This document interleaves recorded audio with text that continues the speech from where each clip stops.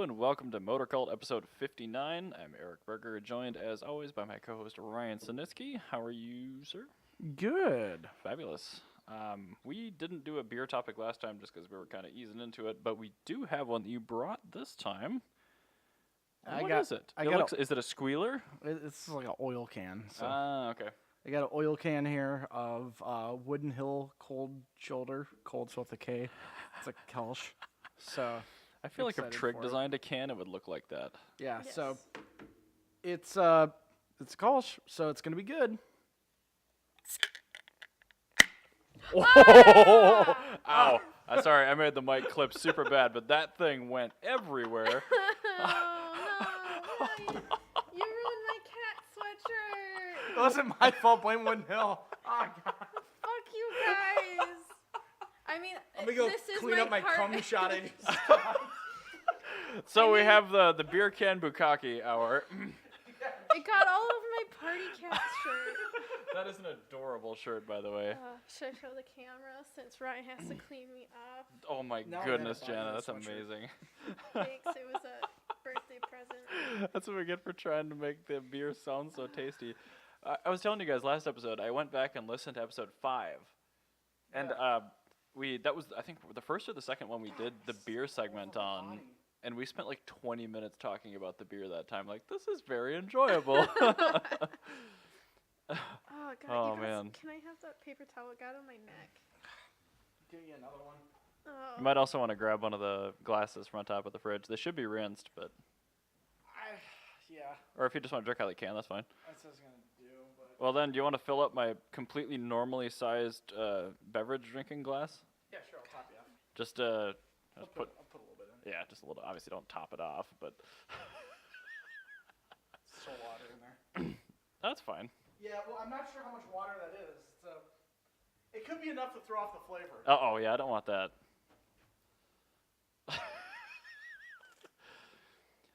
It's good beer. John, are you happy that I fixed the color temperature on my camera? It was Ooh. overfilled. It's still That up to the top. is brimmed. Yeah. That wasn't your fault. That was the. Oh.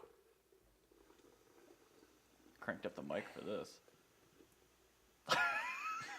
Oh, sweet happy God. Could use a tad bit more contrast. Oh, thank you, sir. Oh, right on the trackpad. There you Whatever, go. that's cleanable. The money shot. Has a pretty nice aroma to it. Pretty good head on it.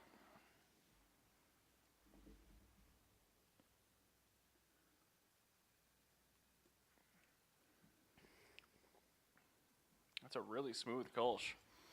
It's a little bit hoppier than normal. Than I would have imagined. I don't know if I get that from it. Well, maybe a little bit. A little bit more. It's like a dry hop. It's a in the dry hop, finish. yeah.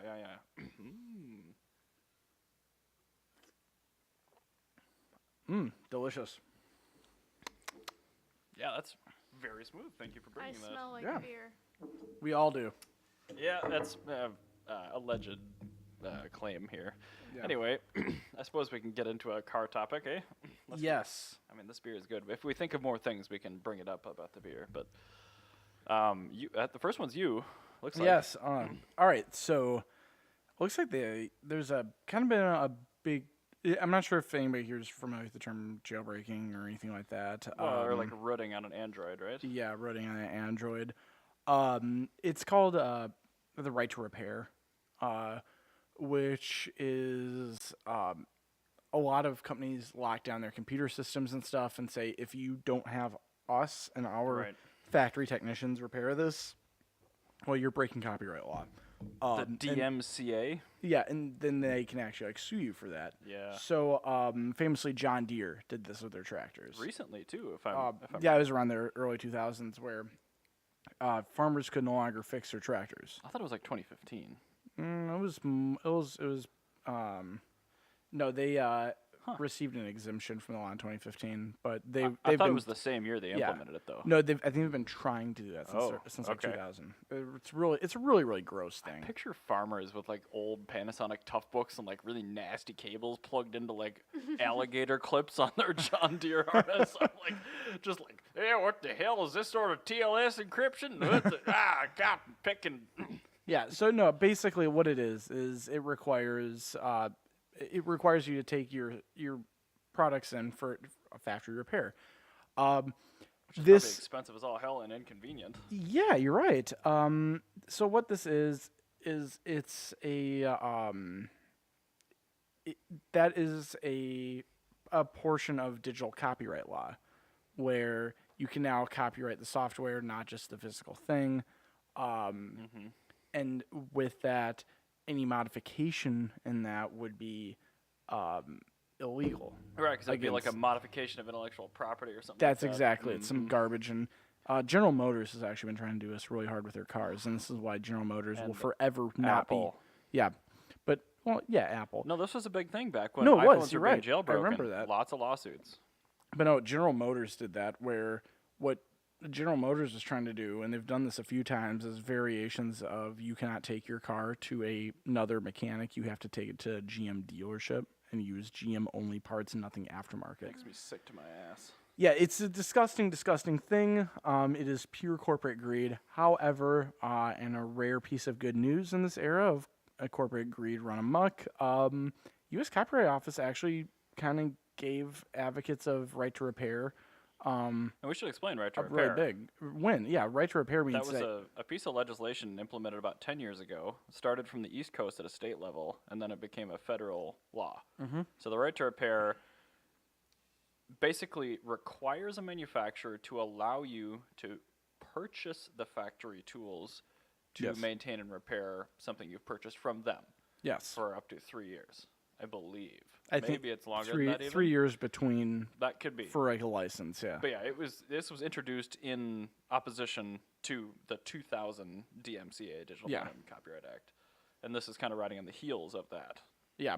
And so basically what it's saying is that you can now, you can now fix things yourself. But not only that, for car people, what this actually really matters for, just to get to the bottom of it, aftermarket tuning. So stuff like Cobb access ports and stuff like that. Ford's been fighting tooth and nail about Cobb being able to use access ports on their software. And yeah, on Ford's part, it's a really greasy thing to do. Because I feel every single person that's ever purchased a car, once you purchase that car, that's your thing to do. Yeah, and like if I want to crack the encryption on this thing and you should mess be able around, to. Yeah, absolutely. Yeah, Yeah, you spent like upwards to like 5 figures on your 5 car. figures, Yeah, usually. Yeah. I if mean, you even spend people that with, much like, money McLarens and on stuff. something, you own it. Yeah, that's exactly it. Like you own this product. Imagine telling anyone that's like America, that, like you can't use your own stuff. Yeah. Like, oh, I can't do what, son? Yeah, no, I think that's exactly what happened. We're like, wait, we can't do our own stuff to our what? Yeah, Yeah. that's exactly kind of what happened.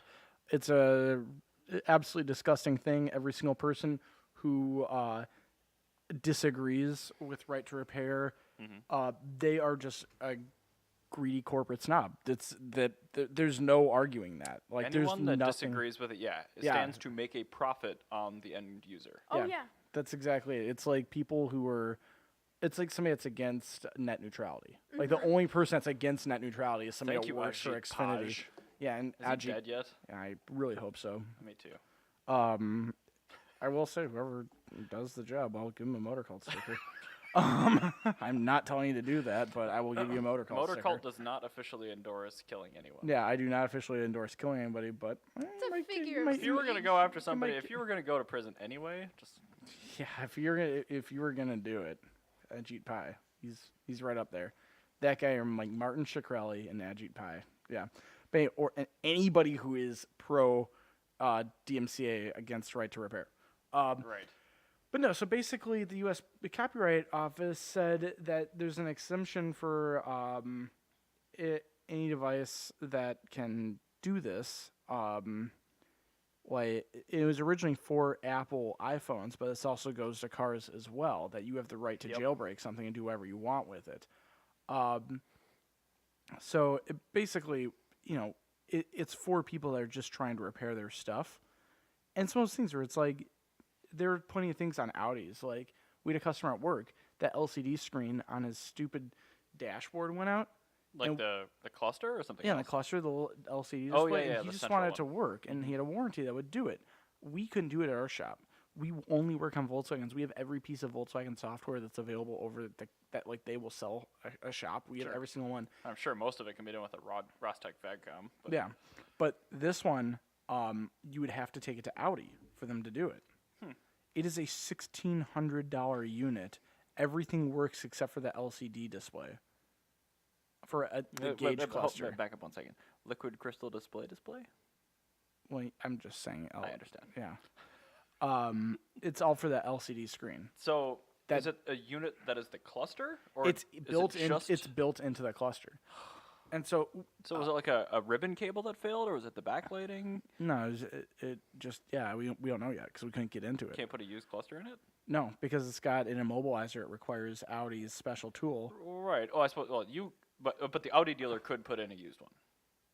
Yeah, It's they like could. on BMWs, there's a handshake between like 5 modules that has to verify the mileage and the VIN. Yeah. It's the same type So of deal. Audi can do that, but we Okay. can't. Okay. There used to be a guy in town that did that, and he would repair. He would replace these LCD screens in Audis, Okay. and he actually got shut down because of DCMA. And or it's worth DMCA. noting those Audi LCDs lose pixels like crazy. Every day, I've seen probably 5 of them that actually work. Just like the mid-90s BMWs. It's the Yeah. same thing. It's got to be ribbon cables, the solder letting go. Yeah, it's but because of the DMCA, this guy was actually sent a cease and desist from Audi, and he no longer can do it. That's so stupid. But Yeah. does this legislation allow him to maybe start again? Yes, Good. that's what this is going to do. Well, excellent. It's not even really legislation. It's just what this is. It is, I guess, not really an amendment, but it's basically a statement from the U.S. Copyright Office saying Right. that there's an exemption for this because this is getting ridiculous. Right. And it's not going to get better. I mean, No. companies like Tesla, too. This is going to be huge for Teslas.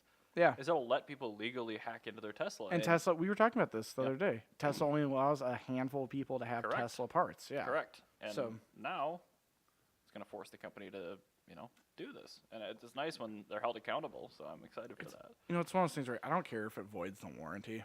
All right. Like, I just want to be able to do it without getting sued. Right. Like, that's it. Like, keep your fucking warranty. There's my one F-bomb. All right. Keep your warranty and just let me fix my car. Because I don't want to have to pay one of your goons, like, $1,600 for an LCD display that looks like it came off a Motorola Razr from 2004. Like, that's just not That worth is not it to fair me. to the Razor. Right? No, that's true. That was a groundbreaking phone. The resolution was 14 like years ago. 120 by 200 on that thing. Yeah. Way higher than the Yeah, Audi. 14 years ago. You're right. But it's just so stupid on car manufacturers' parts. Well, anyway, good on Good on- legislation. yeah, for good on repealing the some of this Copyright Office. Yes. ridiculous stuff. Ugh. All right. Well, I want to talk about automatics. Yuck. Why? I was really hoping you were gonna say that. This specifically pertains to just 2-pedal transmissions. So I'm not talking Okay. EVs. I'm not talking manuals. I'm talking torque converter automatics, dual clutch in a wet dual clutch, automated manuals, and single clutch automated manuals. Okay. Dual clutches were all the rage like 10 years ago, Yeah. and they still are pretty popular today. But I feel like it's less so. Yeah. Like Yeah. a lot of the models that were like first to get dual clutches, it No seems longer like have them. their replacement models now have torque converter automatics again. Weird. Which, my speculation is, the torque converter automatic in that time got faster, Yes.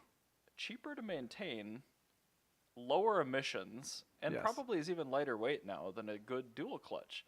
So Yeah. like, Dual clutches suck. what I want to know is, do you guys suspend disbelief? I know we all hate automatics here, which is why we're all here. Yeah. If you had to pick between just say a run-of-the-mill brand new car, like say a Infiniti Q50, Yeah. 3-liter turbo, would you pick a 8-speed Eisen or ZF automatic with good coding, good auto tuning? Would you pick a 7-speed dual clutch, or would you pick a 7-speed automated single clutch manual? I will take the first option, the automatic, The torque converter the auto. torque converter auto. And why? Because that technology has been around for 75 plus years. So you're doing it because proven. it's going to be reliable. It's going to be reliable. Yeah. And being the fan of weird old cars I am, Yeah. I've seen this happen time and again through history. Weird, like nude transmission designs coming and going. Yeah. Yeah, weird. What I want to bring up as an example is Renault, the Renault 8, and the Renault 8 ferromagnetic clutch. We Oh, talked about this in yep. interesting engineering. That is a hell of a mind job. So that was a kind of it was a clutch pedalless, Right. Yep. Manual transmission. However, that did not catch on. And do you know Shocking. why? Probably wasn't very reliable. No, it wasn't at all. Because if you had even the slightest loss of ferromagnetic dust, then you're not going to be able to have electrical continuity through that. Or if you have Right. the slightest amount of corrosion, you're not going to have electrical continuity. Huh, weird. Which means you don't have a clutch. Weird. Which means you'll just be grinding. Yeah, you'll be grinding Grind every until you gear. find it. And Right? so, Is that because it was French or because it was a stupid technology? stupid technology, not Okay, French. cool. Because the French also made the 2CV, which is The endlessly best reliable. vehicle, yes. But no, this is the thing. Whenever there's some whiz bang technology, I'm always a Yeah. little leery of it. Like I'm a fan of it. Like at first glance, I think it's kind of Sure. cool. But I get it's why just they do like it, but I like the hype of it. But that's it. It's hype. Like I really love touch CRT screens like they had in the Buick Reata. Reata. But do I want one? No, probably not. in No, your daily driver, not no. my daily driver. No, I will take a Buick Reata, but not one as my daily. I would not take a Buick Reata. But okay, so you're doing it because it's a proven technology. It's reliable. Yes. Because you're going to own the car for a while. Yeah. But like people leasing cars, they don't know about these issues. They don't know about mechatronic services and the fluid Oh no! changes. Even people that don't lease them, that buy them used, don't But know the thing about it. is, the main reason I think I would take a torque converter auto over a dual clutch is the low speed driving characteristic. That's the thing. That's what I was talking about with the Jet I drove. Yeah. Because like that was a dual clutch. I think it must have been. It felt like it because it drove like garbage. And That that's probably was. and most. But dude, I've never been in a dual clutch where I didn't hate how it drove. a dual clutch in traffic's worse than like an SMG. Oh my god, yeah. Because like an SMG is at least like a manual with the computer doing the clutch, and like actually that's what it's best at. I think traffic. Yeah, no. It screws up the least. Miguel's daily driver is smart with SMG, Yeah. and no, I actually like driving that. That's nice because I can Because at you least can work with it to Yeah. get the most out of it. yeah, like that's doable. But with a lot of these dual clutches, namely the Volkswagen ones, The DSG. yeah, The true DSG. the fucking DSG. When they drive normally, they Yeah. feel like garbage, Yeah. and they're very uncomfortable, and they tear themselves to pieces. The only thing they're good at is fast shifting. Yes, and that's it. And even then, for a short period of time, because eventually you'll fly apart. Right. And then when you put it into manual mode, you still destroy it. It's Yeah. just like every setting on that, it And breaks it's not just the transmission either, because to your point, the dual clutch, when Yeah. you put it into like the manual mode, it's like trying to be as fast as it can. it. Yeah. Just imagine what's going on to your timing chain inside your engine. Like how much force is just being railed onto your timing chain guides. Yeah. Like I don't have anything to back this up, but I'm betting a PDK 911 GT3 and a GT3 Touring with a 7-speed manual, Yeah. the timing chain guides with equal maintenance will last like at least 50% longer in the manual car. Yeah. And the tensioners too, because I mean, every time you pop that paddle and the thing shifts in like 5 milliseconds or whatever the hell it is, Yeah. like that chain is just the forces must be unreal because all that valve train mass, the camshafts, the crank, Yeah. everything is just like instantly slowing down. No, it really is. That just makes me feel really icky. It's but like every day you start your car, instead of using your starter, you bump start it. yeah, like, pretty much. yeah, Yeah, that's it's like what you're all doing. the drivetrain lash. Like it's just not good for it. No. Sure, in a pinch, sure, fine. Yeah, fine.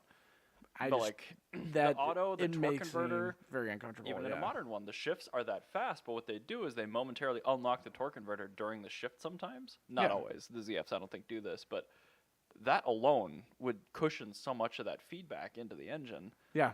No, you're Not to mention, right about that. it still has a torque converter. So if you're in traffic, I mean, there's only, I hate automatics, but I mean, you either should have an electric car or a torque converter auto if you're sitting at bumper to bumper. Yeah, that's it. You have a manual, electric car, torque converter. Those are the three things. All these much. other whiz-bang automatics, just they don't matter to me. Like, I would be genuinely curious. Like, somebody that I will commutes, actually, to be honest, I will take a CVT over a DSG. Well, it's any true. A day. lot of CVTs have a torque converter in them.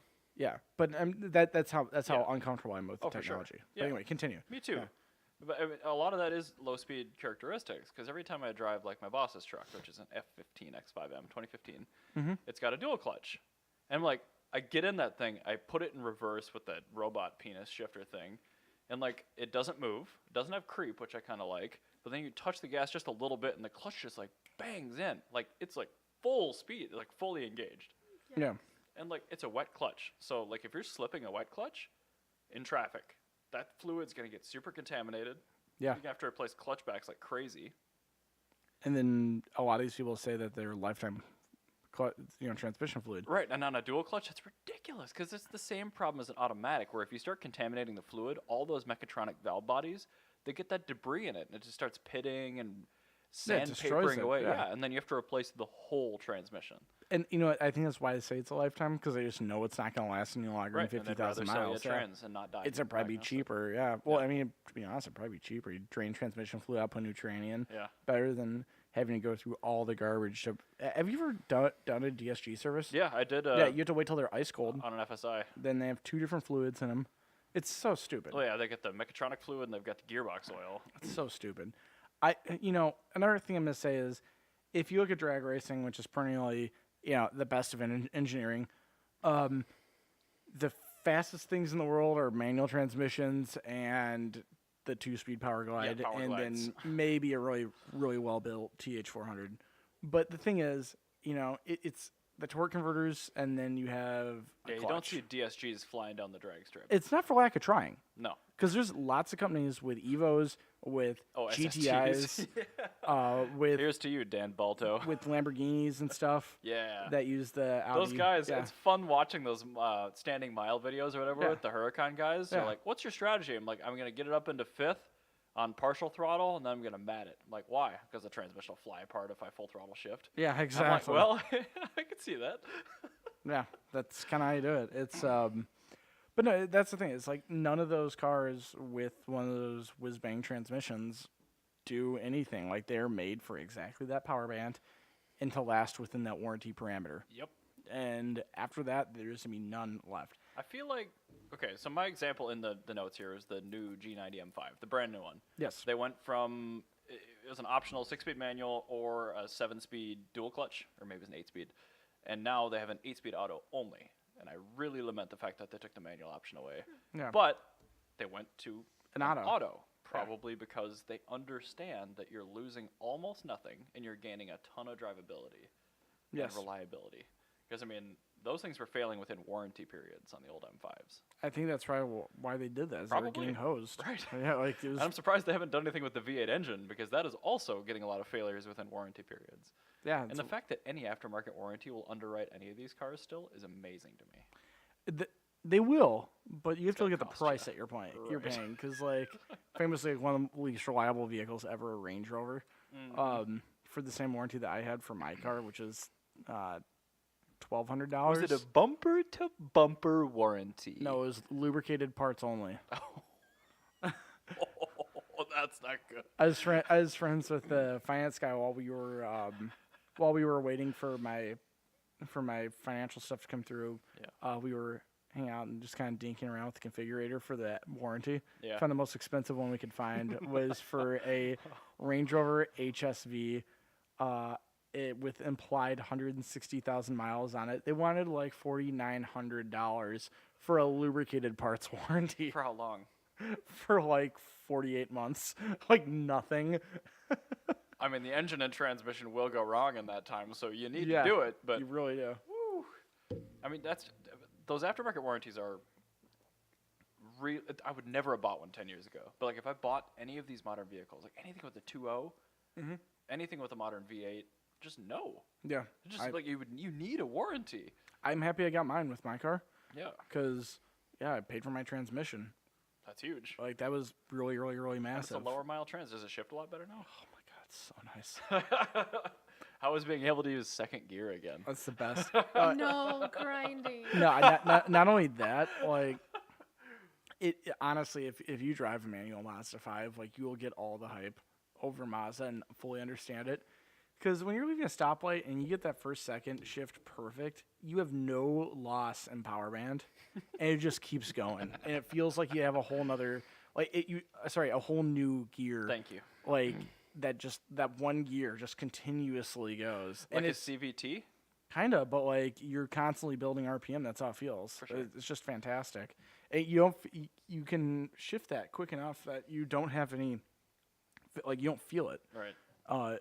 And that transmission just holds, and it's great. And at the end of the day, if you're asking me, if I could have two cars for free, if I could have a G90 M5 with an automatic transmission, a BMW V8, or a manual Mazda 5 with 177,000 miles on it, all day. I'm gonna be taking that BMW and watching it go away in my rearview mirror. That will soon fall off my Mazda 5.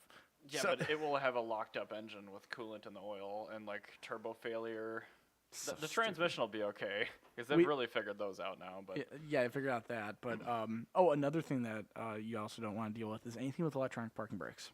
Oh my word, yes. We had this lady at work. And are you talking about like the Audi kind where they have a servo on the caliper, or Yeah. are you talking the kind that locks all the solenoids in the ABS pump? Servo on the caliper. Okay, those are really bad in Minnesota. Yeah, we had a lady who bought an S8 to flip. I don't understand what she was trying to gain from I this. almost spit the beer out of I my looked mouth. up the value of this car. I'm like, none of this adds up. Like, there's no way. Like, this car's with the mileage that it has, it's like a $10,000 car. I don't get it. And it's like, anyway, the rear caliper was what happened was the rear caliper's locked up, back-fed power into the ABS module on the dashboard, and fried that. Awesome.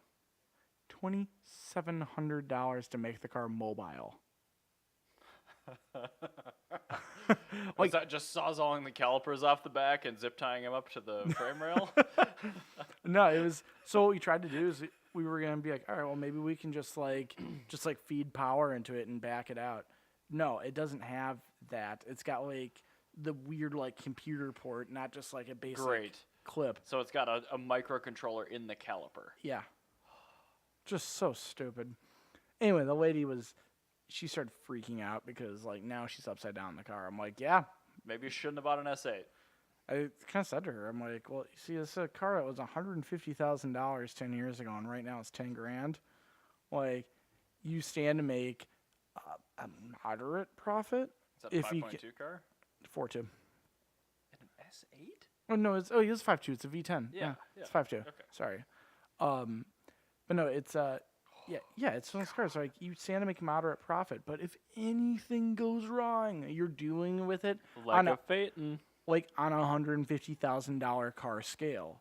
So I'm like, That's just like working on a Porsche Boxster S from 2000. yeah. I said to her, I'm like, if you want something to flip, go find an old Japanese car. If you want something, Go find anything that normally rusts up here in the South, buy it cheap, bring it up here and sell it. Yeah, There you go. exactly. You're And done. Buy a third-gen Camry wagon with no rust like an on it. S8, you're not going to gain anything. There's nothing to gain. All the problems will happen anywhere in the world. Yeah, large German luxury cars do not age well with profit. No, absolutely not. Large German cars age well if you want to like flex on people. Yeah, like I want massaging seats and I have $5. Like what do I do? Yeah. Well, you buy an old German luxury car and just hope everything's okay for a little while. Yeah, it's going to be definitely for a little while. The stream just like totally flipped a tip for a second. That was weird.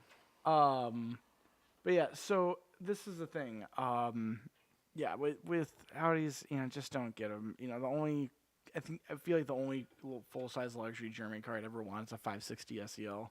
Those are pretty reliable. Yeah, short of the CIS, like it's a reliable car, and you get would most take of an SDL over an SEL though. the 300. 350 because I like pain. Oh, that's true. The 87 only one that like ovaled the cylinder heads because they bored it out too much. Oh my But I think they fixed it with like a recall or something. Oh, But yeah, good. the 350 SDLs are really uncommon because most of them just got like thrown away when they had That's the hilarious. issues back in the day. But they were late. They were like facelift SELs. So like That'd they be were really super cool, nice, actually. Anyway, I want to talk about something that's a little Yeah, bit sorry. cooler. Also, Corey says this Twitch stream is boring. Tell Corey to suck Tell it. Corey to shove it. Sorry, we're not sex tourists. Yeah, change your clock to 12-hour time and maybe. Yeah, we'll he's talk to to keep you his again. 24-hour clock so he doesn't get confused when he's in Thailand on his sex trips. Anyway, God, that's so vigorous. so did you hear about Dodge trucks getting drunk and getting sick tribal tattoos? You know, I did. I saw this article midweek last week, and I went to go put it in the notes, and then I saw you had I'd already done it. To be honest, they should just do this as a Just thing. on one half of it. No, I just mirror it on the other half. Because I looked at that, and the first thing I said, if I had this truck, the first thing I would do is ask the guy in service, do you have another one in the driver's seat that this happened on? And he'd go, This looks like the back seat, right? yeah. Okay. And he would go, why? I'm like, because it looks cool. I want it on the other side, too. And it's too complex or something for me to just figure out on my own. So But I mean, need that you must to have do that. been no Jalopnik, no. That must have been like a thing that they developed to put on these trucks. It was for some weird trim level in like South America or something, for like a totally different truck. And just that there's a computer error in the machine that made the seat skins, Sure. and it would print like it on this embroidery. one. Yeah, it would print it on this one. It was meant for like a totally different shape and everything, so it looks a little How did weird. nobody in the assembly line pick up on this? Well, that's the thing. You know how like Dodge vehicles are selling super well? Mm-hmm. Dodge has this history of like not really problem solving their cars. So like you'll get Jeeps with like one black fender on them or something. Oh, this is like Teslas. Yeah, kind of like that. Okay. Where it's just like they'll make a note of it and they'll send it to the dealer. And if the guy that PDIs it, just doesn't care, then it just goes on to the show floor like that. So that's where it came from. That's super weird. Yeah, I know. It's super weird. It's just a really weird quirk of, just how Dodge makes cars. Oh, I mean, FCA as a whole, kind of. Well, that's the thing. This was a thing that happened all the time in America. This would be better with a elephant. Yes, it would be. This would also be great with the elephant. Plug No, and play, man. Chrysler used to always do this, like on their cars. Like you would get like GTOs or steering wheels or like on like at like To a 90-degree clarify, angle. 3000 GTs. Yeah, but no, not 3000 GT, a GTO, a Pontiac GTO. You just said Chrysler. Oh shit, it is GM. Shit. Well, it would still happen all the time back then. Like GTOs would have that happen. MGs would have different buttons on them and stuff. And that was like back in the 60s and 70s. This'll do. Yeah. They're like, it's a steering wheel. It works. Fine. We'll fix it when it gets there. And that's the thing. That's why the pre-delivery inspection was invented, was for stuff like this. And But- so few people take advantage of that, too. Like, when they take delivery of their car. Like, when we picked up Scott's Well, no. Prima. The PDI is, that- that's what the technician does. Oh, so what is Yeah. the one where before you take delivery That's of the called car? the delivery. So, When you look at the car? yeah. That's called the delivery of the car. Okay, fine. Yeah. The During deliver- that, we yeah. had like 7 items on Scott's Fiat. They were like, you got to fix this. Yeah. No, that's a thing that happens. It's Good. very common with Italian They were cars. taken and, aback. Yeah. We asked them to like fix the bubbles and the factory applied graphics on the side, and there was like a dent in the door already. Like, this is a brand new car. We'd like for it to And be they- brand new. they were taken aback. They by were that? like shocked that we wanted them to like do things before we took it. What? But we took the car. We just got it in writing and had them fix it. But like the thing like went to the dealer 7 times. Well, that's the thing. That it doesn't count for the salesperson's sale until you actually deliver it. So it's really annoying. But Well, we took delivery, but we yeah. had to fix it after the fact. But no, that's the thing. That's what you have to do. And then, salespeople always get really weirded out because they're afraid that you're gonna like kill them on the survey for it. And it's just no, don't kill them on the survey. Like it's a thing that happens. It's out of their control. That's just how Chrysler is, or Fiat, or Pontiac, or Like, MG. you guys took it off the truck and brought it here. It's fine. Yeah, I get like it. you didn't do that. Like you don't work at the factory floor. And if your name is Cletus and you've got 3 teeth and you're heading you work for BMW, I No, might these be a are little made in mad. Toluca, Mexico, Yeah, so it's but- probably Jose. Yeah, so that's the thing. I don't know. It's a very common thing that happens today at Chrysler more than anybody else, but really used to always happen. And Yeah, quality assurance is so much better now than it used to be. Well, for most companies, not Chrysler. Apparently. Across the board. I mean, yeah, Chrysler is bad now, I guess. I mean, according to Consumer Reports, it's bad now, but like, it's not nearly as bad as it used to be. No. Remember when the Diablo came out, and like just when that was on the beginning edge of the Chrysler days? I mean, granted, they had a lot of stuff to fix from prior ownership, but like that car. Well, if you ever ask Awesome about his Countach, he'll tell you about like, oh, I had like 3 different fasteners on my screws on like one door sill. Like they were like we ran out of course thread screws. Just go get some. Yeah, exact. That's literally what they do. Hardware And then, store had security torques. and then if you would go under the dashboard of a Lamborghini from the 70s, they would switch colors halfway through in the wiring harness because they'd run out of that color and they just continue the production line. It's just ridiculous. Rolling changes to a whole new level. Exactly, yeah. And they just wouldn't tell anybody. So just like you're looking at, like you're trying to fix a wiring problem like 30 years later, and then it goes, all right, red and white goes through a harness. That red and white one at the harness was spliced at the factory. Probably like right at the bulkhead, so you don't know. Yeah, like right at the bulkhead. You don't know. You're red and white, red and white, red and white. Why Green is this and purple. Why is this green and purple here? Red, green. What the hell? Thank you, Lamborghini, for being very Italian. Yeah, exactly. It's just Dodge being Italian. Anyway, let's talk about somebody that's. Let's talk not. about somebody that's not doing the Italian thing. Yes. Let's talk about South Koreans because Yeah. they mean it. They mean it like Lexus meant it in the early 1990s. So, you guys are aware of the i30N, right? Yes. The hot hatch that we're totally not getting. Sad. Let me guess, we're gonna get a variant that's like basically the same thing but has way less rear visibility. Yeah, we're getting it in the Veloster. I don't care. I want the i30. No, but see, this car, the new Veloster N that is coming to our country on the same platform, has factory anti-lag. That's kind of cool. Yeah, so That's, like, all the super Mark cool IV for vape Hyundai. bros can take 80-month loans out on these and not blow up their KO3s because it's designed to do it. That's true. Yeah. That is exclusively who's going to buy these. Nah, it's not gonna be Mark III vape bros. Mark It's IV. Sorry, Mark IV vape bros. It's gonna be 20T vape bros that just blew up their car. Focus and not- ST vape bros. No, 20T. Oh, GTIs. GTI? Yeah, Okay. GTI vape bros. That like now their timing chains are coming due, and it's like time to get rid of their like 8th car. They're in going to take 5 a years. $2,000 trade-in on their car and Yeah, it's. do the 80 I month don't loan on the understand how Veloster N. people can do that. Just get like one after another, after another, after another. It's just really expensive. yeah, but I don't know. I don't like ramen noodles that much. this also comes with a 6-speed. That's cool. No, I mean that's really cool. Yeah. It's just it's got 20T. Oh, in it. wait. I think Is they this do. all-wheel drive? No, I think this is. Yeah, it is a 2.0T. I think Yeah, you're it's a 20T. Yeah, it's the Sonata it's- motor, Yeah, it's a so. Sonata 20T, which is carbon built up, but right. it's I didn't actually read this, but I'm assuming it's actually pretty cool. no, it's a very cool car. Don't get me wrong. I wish we had the i30 though, because that's Yeah, hatch that's kind of the thing. It's better. it's kind of like when Honda gave us the Type R. Like, cool, we got the Type R. That's really big now. Yeah, you get the Type R like after it's past its prime. I Yeah. feel like this is what that's competing with. I feel like a really tired Type R in 10 years is going to be an interesting vehicle. Yeah, That's also going to look really bad in 10 years. Like, this look awful really in bad. 10 years. No, I'm trying to think of a current car. Well, not a current car, but like a car that you could buy right now that is aged that badly, that like on par with how badly the current Civic Type R will be in 10 years. No. The current Civic Type R is going to age about as poorly as like a 3000 GT. I still kind of like those. No, I do too. But like a 3000 GT in 2008 Yeah. looked horrible. Now it's retro cool. Yeah. Okay.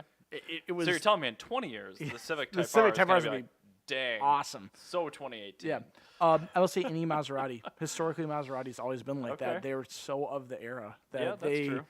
you know, if you don't like 80s cars, then you really hate the bi-turbo. If you don't like cars from Yeah. the 2000s, you really hate the Gran Turismo. I got it. Elephant swapping a bi-turbo.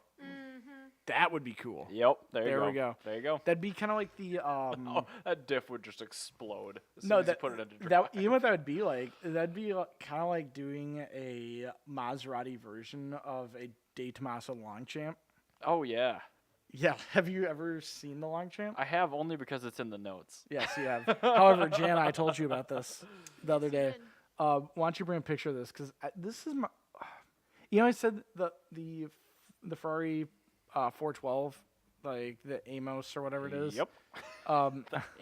The Tori Amos. Yeah, that one. I don't know. I can't remember the name of that company that did it. Ames or something. Anyway, this is just bring up the one from BAT. I got a link, like for this reason. I made it so easy for you. Sorry. Yeah, I was looking for it, but it wasn't there. Sorry. But anyway, the encoding is super struggling. But anyway, the Ferrari 412, the new version of it, is my new favorite Italian car. There we go. This is my favorite old Italian car. This is the performance version, GTSE of the Longchamp. Look at those Campagnolo wheels. That looks so cool. It looks like a combination of a Ferrari 412, like a Ford or Mercury Capri Fox body, Yep. and a TA40 Celica coupe. So the Yeah. Celicas from like I feel like you 80, like 81. all of those things. I do like all those things. It's like a list of my favorite cars. Ooh, there's a Z8 here. Oh But man. they I gotta look at that in a second. yes, you do. But this car just like does it for me. It is so cool looking. Like It's definitely got the same taillights as a Pantera, which were takeoffs from some other Italian car. Automatic. yeah. What are you gonna do about it? You know what it is though? It's gonna be a 3-speed American. Is it gonna be a torque turbo converter 400?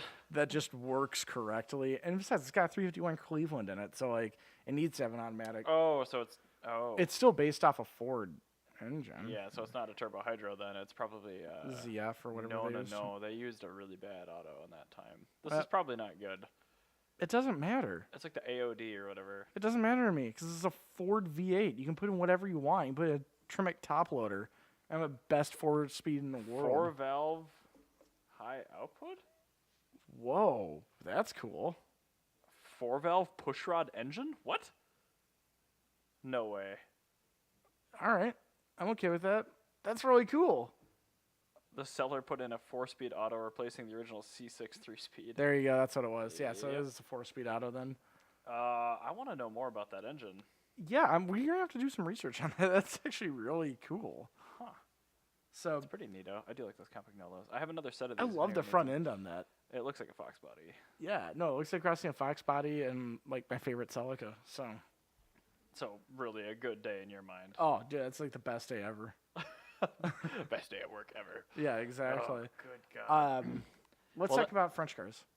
Yeah. Okay. So when I was down in Texas picking up the M5, like I was telling you guys on the last episode, I used one of those electronic mini scooter things, the Limes, that are on littered on every street corner. The things that South Park is making fun of on their episodes. Yeah.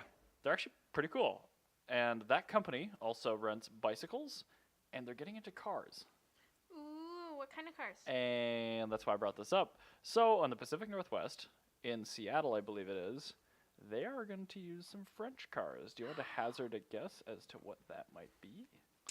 Just rip off the Band-Aid. Tell me. I'm too Is it a? It's a Renault Twingo? Twizy. That's even cooler than a Oh The Twingo. tiny, dinky goodness. electric city car that is now on The the first screen. time Jana ever saw one of those Hold is on, when let me tell that Okay, story. okay. So when I was You in can tell it while it's loading. Mexico, I think I was in Merida Look is at the this city. ad. Ugh. I saw a Renault Twizy police vehicle. Are you kidding me? That wouldn't catch anyone, even Well, on it foot. was mostly for like parking violations and stuff because it was a heavily foot trafficked city as opposed to driven.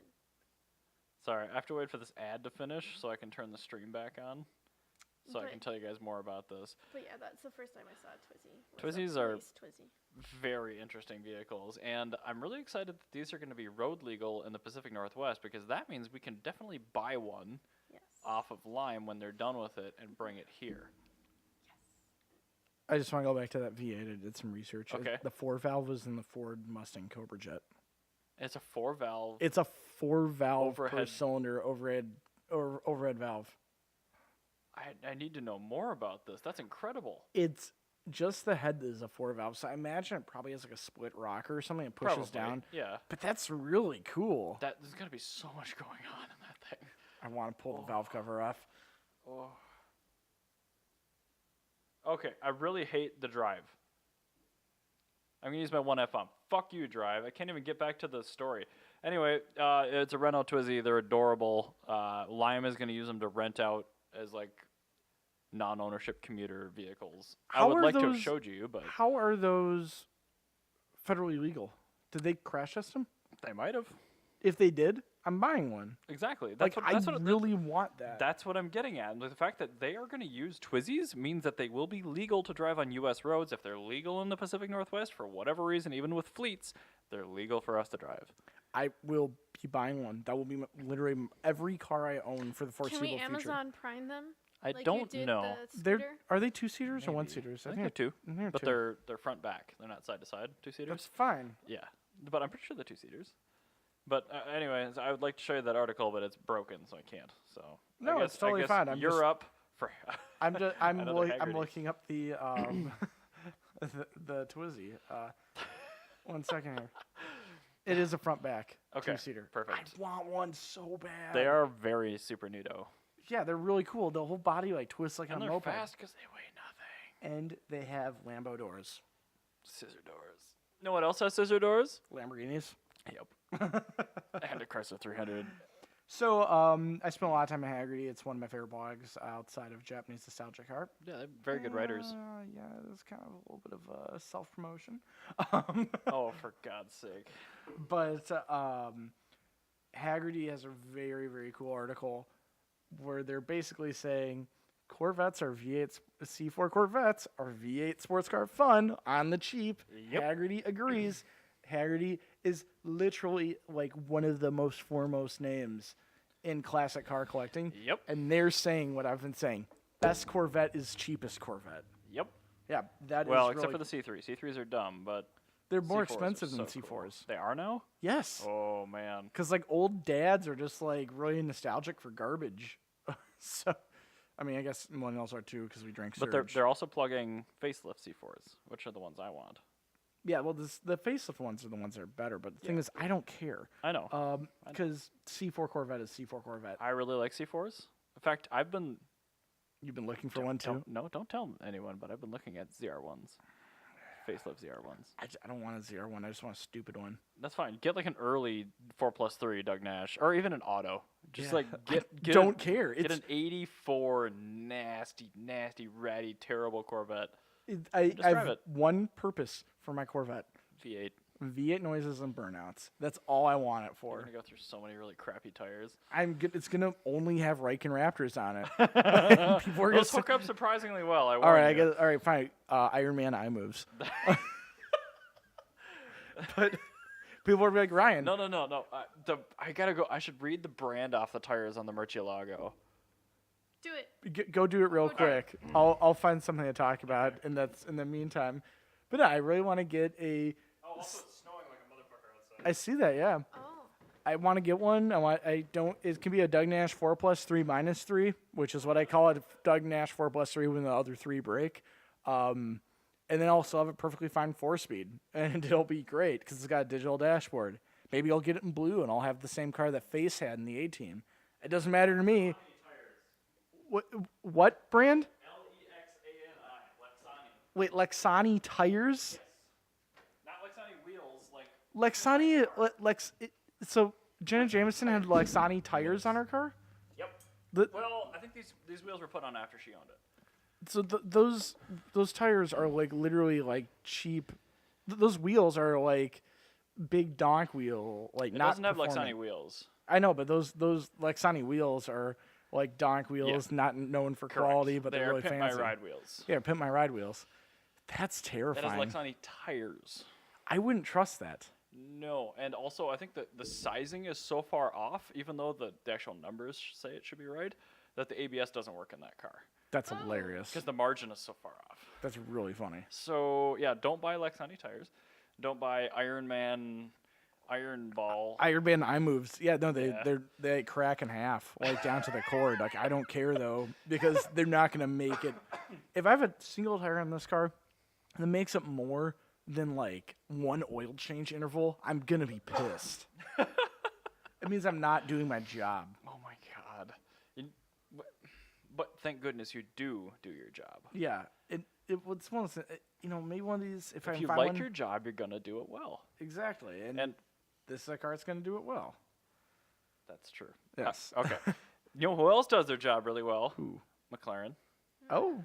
Actually, typically I would say they don't in their naming department because They do it, 570S. No, they do it too 620 well, 'cause- LT. no, they do it too well. Cause they're it's like so by the book, you can't even pay attention. It's just so dry, but like I don't like that. That's what doing your job well is dry. No, but it's not. You see, not in my opinion, because this new car that we talked about, that Speedtail. Yes. Guess what they codenamed their latest prototype? The XD 2500. No, it's not. It's not like the F1 at all, where they call it like the XL1 or whatever. No. It's gonna be. They want to go 221 miles per hour. So X for experiment, McLaren M, Speedtail S, XMS 211. You would think like 221. XP 221 or something like that. Yeah, XMS 221. Not What is not at all. It's Albert. Yes. They're calling it Albert. They literally named it. Like they named it Albert. I'll pull up the story so you know. Who I'm did not- they name it after? I don't know. Did they just name it Albert? I'm sure it's named after somebody. I but hope they just named it Albert. That'd be perfect if it's Such just. a cute name. What's the name of your car? Albert. Oh, is this the XP 221? Nope. This is called the Albert. No, this is just called Albert, not the Albert. It is just Fine, Albert. Albert. I didn't read the article, but I Maybe saw they were that. fan Top Gear and they're trying to, like be along the same lines as Jeff. Yeah, I don't think it has any Good. history behind it. Oh, it. Uh, Noble Motorsports Ultima GT3 chassis produced by McLaren back in the day to serve as development. Other one was known as Edward. Edward. They were literally just named normal people names. Wow. I mean, the Crazy. earlier prototype cars must have been named after people, but this particular car is not named after It's anybody. just named Albert. Albert. So props to you, McLaren, for not calling it the XP 221S. Jana, this must be like your new favorite car company because not only did they make the Hello Kitty race car, they also made an Albert. Somebody found a lot of psychotropic drugs at McLaren just now, I think. No, not even. It's just like a guy like me that's like in charge of it that really like Top Gear. I guess. The Jeff. No, just Jeff. Fine. Like you don't call the car the. Like I don't call Jana's Accord the Ron. It's just named Ron. Right, but it is an Accord, and I would call it the Accord if I was Yeah. referencing it. Yeah, but if you're referencing that particular one, you would call it Fine. Ron. Move on. Let's get to the topic you really want to talk about. Albert. Oh, wait. We did that last We episode. did that last time. Want to However, talk about it again? no, Okay, fine. because people should be listening to our episodes in series. That's true. They should also be subscribing to our Patreon as well. Our So Patreon they can feed us gives- more topics. Our Patreon is the way for you to communicate with us directly. Well, it's a way for you to actually get what you want to hear Directly. about Yes. directly to us. Otherwise, where you keep talking Directly. about Albert and whatever Corey said was boring, but Corey isn't a Patreon subscriber, so I don't care what he wants. Stupid Corey not He's being a a sex Patreon tourist. patron. Anyway, fine. I'm going to talk about interesting engineering again then, Okay. since we skipped it like for most of the rest of the history. Yes, Bringing it you, back. you do that. I'm gonna brainstorm some elephant swaps. Sounds good. So, last week we talked about EVSEs. This Yes. week I want to talk about automotive batteries, and I don't mean EV batteries, because I know you guys have had enough of me spouting about EVs the last Thank few God episodes. you're done with that. I'm not done with it because I love EVs, but Temporarily done with it. I want to talk about the starting battery in your car. So, y'all have one, and yes, I did just say y'all. Yes, it's true. Yee. So, I want to talk about the types of battery first. So, before anything else, the most C4 Corvette. Elephant it'd be a swap. great swap, but All right, you have continue. to do an early one before it's transaxle. Most cars have wet lead acid batteries. 6 plastic chambers with a bunch of lead in each one of them, and then water that's got acid in it.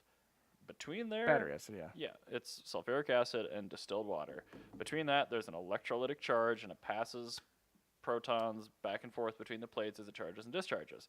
These things are really low tech, really heavy, but really good with temperature, and they're really good with longevity. Like typically a battery, if it's treated pretty well, lasts a decade, It can, yes. which is awesome. That's a ton of charge cycles. But standard is closer to about 4 years. But yeah, In Minnesota, it's like 3 or 4 years. for your Yep. your normal boob, it'll be 4 years. But the downside is, again, they're really heavy. Yeah.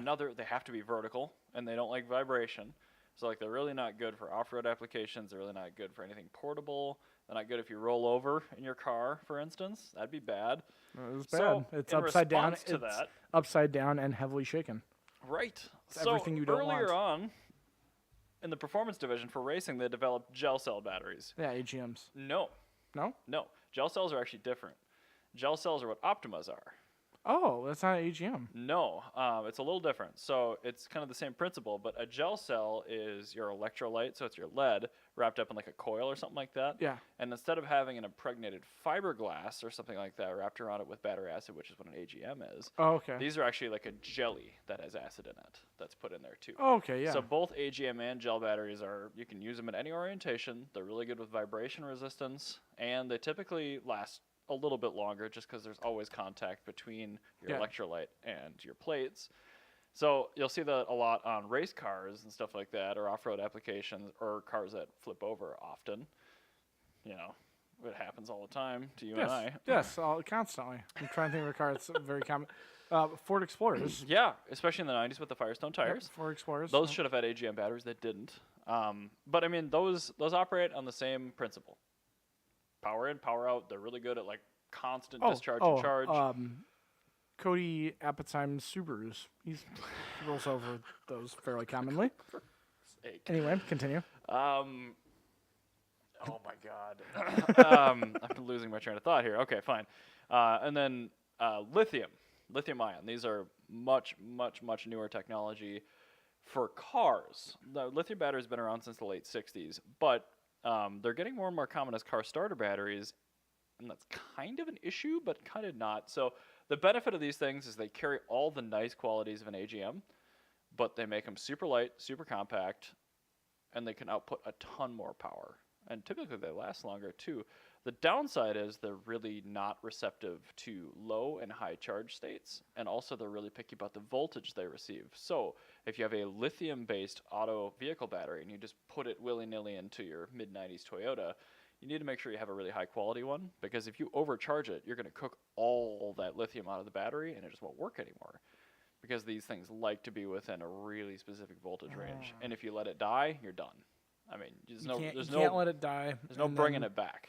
So they're good for power sports, but and just that, because if you let it die, or if you have a bad voltage regulator, you're done. Oh, dude, yeah. If you let a 12-volt lithium battery see 15 volts one time, you might have a fire on your hands. Yeah, like a big one. That's not something I would want. That's not good. And I mean, there's a couple other battery techs in the middle there that weren't really used for cars, like nickel cadmium and nickel metal hydride, which are a little more similar to a lithium and how they're composed. Well, nickel metal hydride that was used in early hybrid batteries, like correct. The first generation Insight and Prius. Yeah. Prius, yep. And those, it's a lot better energy density than a lead acid, and it's a lot lighter weight. But they also have charge memory, which means you have to drop them all the way down and charge them all the way up. They do not like mid-cycle charging like lithiums do, and also they really didn't last that long, and the energy density wasn't that great. No. Nickel metal hydride was just an improvement, kind of a mid-step between nickel cadmium and lithium.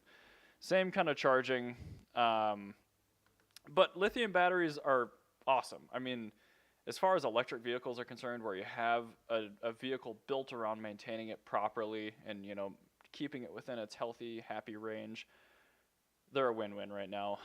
The compounds that they use inside these things have changed a ton since the 1960s when they were released. They used to be pure like lithium paste jammed between these perforated metal screens. Now they're using a lot cheaper. What were they originally designed for? The computer industry? Space. Or space? Yeah, Apollo. Makes sense. Yep. So yeah, when there's a bunch of funding behind it, people make really good things. Good things. Weird. But I mean, like a lithium battery back then and one now is, you know, obviously completely different. And they've revised the compound a lot. They've revised the metals in them. They've revised how they pack it. The perforations in the screen change, like vary in size now. Every 4 years now, lithium batteries get 20% more capacious. And that's a pretty conservative. Yeah. It's conservative version of Moore's Law, yeah. Yeah, I mean, yeah, you could apply it to this for sure. But they're also using cheaper materials that are more recyclable. So instead of pure lithium, now they use like nickel and cobalt. More often than not, it's cobalt now, which is really, really ubiquitous. Iron phosphate, that's not as common. It's way better for accepting longer numbers of charge cycles, but it doesn't output as much power. And then also, just thinking, I know, you know, with tariffs and stuff. Yeah.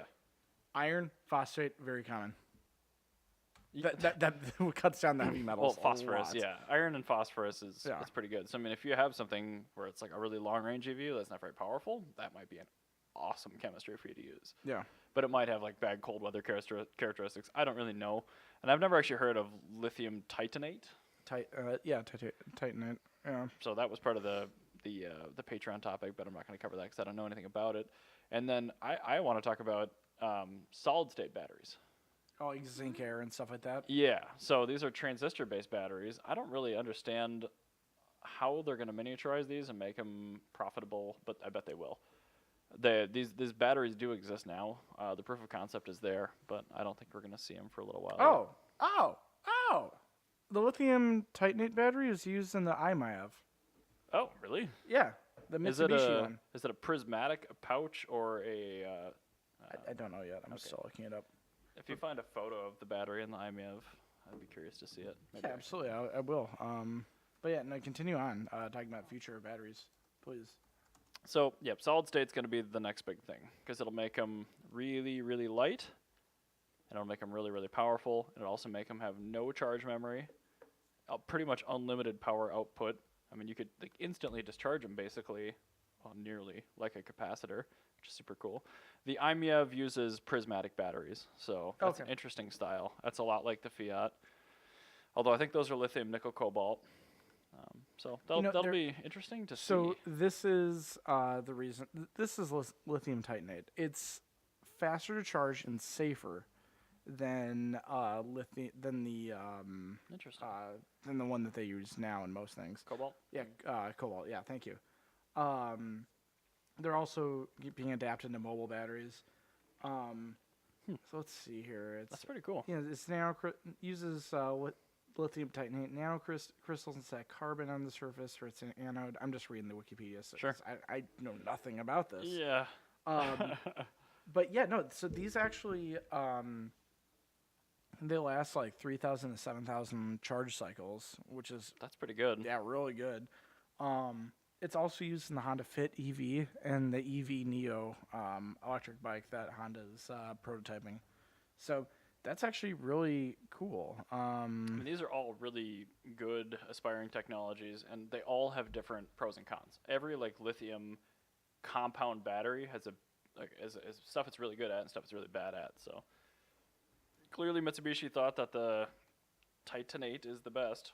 Yeah, I don't really know, but the future is solid state batteries. Once they get those things cost effective, miniaturized, and get the capacity there for mass production, that's the future for batteries for sure. And they're also putting it into the Mitsubishi Minicab K EV van, which is, Jana, how cute is that? Very cute. Very, very cute. So it's a Mitsubishi KEV. No, Minicab. Mayev. It's a small van. It's quite cute. It kind of looks like a really tiny Eurovan. Oh, that is adorable. I can pull it up in the stream. Yeah, so people that's can see it. that's a cute van. I like that. Is it a K car? Yeah, it's K van. Yep. The Aw. minicabs always were K vans.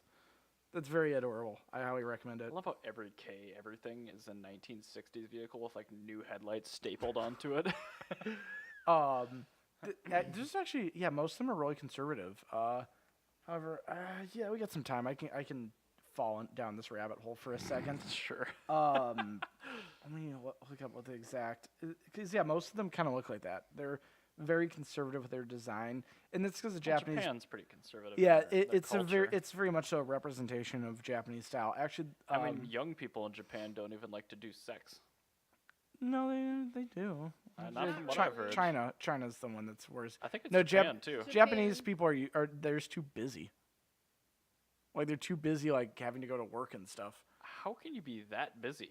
Have you ever been to Japan? No. but, Everybody there is I always think I'm pretty overworked. busy, They have and like They're wouldn't all be a problem. overworked. 12-hour work days. Yeah, Yeah, I it's would kill really bad. myself. Oh, is that why the That's why their suicide rate rates is like super through high? the roof as okay, well. Yeah. cool. Look up That makes some the sense. L40 Suzuki Carry van. So this one was it was designed by Giorgetto Giugiaro, of course. Oh, for good. That thing is just as probably more aerodynamic in reverse. I like that one. Isn't That it looks cute? like a Morris Marina that just like morphed into a really this tall is what Colt. the Morris Marina does after it drops drops it gets a piano dropped on it. Yeah, if you No, crush them. after it gets rear-ended, Yeah, when it gets sandwiched between sandwiched by two pianos. If it gets Yes. sandwiched by double-decker buses. See if we got the same wheel covers. This is actually one of the worst selling K cars ever because it wasn't a perfect square and people didn't know what to do with it. But now they're like the most collectible. Oh my god. But no, most of them you're right. Like look like that because if you look at what the L50 looked like, it went right back to being a perfect square. It's very strange, but no, they're really really cool how they do that, and I think it's not terribly attractive. I don't know, I like it. I'm not saying it's not cool, because Like- it is, but it's not terribly attractive. I think it's attractive, Okay. but I mean like Takes a mother's love. it really does, and I mean I see where you're coming from with not wanting to like it. Yeah. But yeah, no. So just so you can see kind of how long these last. So the 5th generation and 6th generation were 1972 to 1979. Dude, this is way off in the weeds. Yeah, I know. But the 5th and 6th generation were almost completely indiscernible, with the difference of a slightly different grille. But like they're indiscernible to a point where the parts are interchangeable. That's why they all look like this. And All new. Yeah, but ever since the L40 carry, like historically with these K pickups and K vans, they've been super by the book because it's been like an active fear. Because right before this came out, they did this because Honda came out with the Life step van, Sure. which looked totally different and sold super well. But like, no, this like scared the shit out of all the manufacturers. They're like, nope, we're not doing anything special anymore. We're doing squares Boxes. and we're doing hot dogs and that's it. We're not doing anything special anymore. So that's exactly where this came from. So there you go. Now you got a BOGO of interesting engineering on this episode. Sure. Yeah, BOGO. Great. It was My life is complete now. Thank you, Ryan. you now know all about Japanese K vans. My favorite topic. I already knew way more about K cars than I ever cared to know. And now you know even more. And next week we'll be talking about the Bedford Rascal. Please no. Please no. I don't want to talk about that. This is what it's like every day for me, Burger. Yeah, I know. You're a saint, basically. I don't understand it. But anyway, Looks on like that bombshell, John Hari said we are out of that's why topics.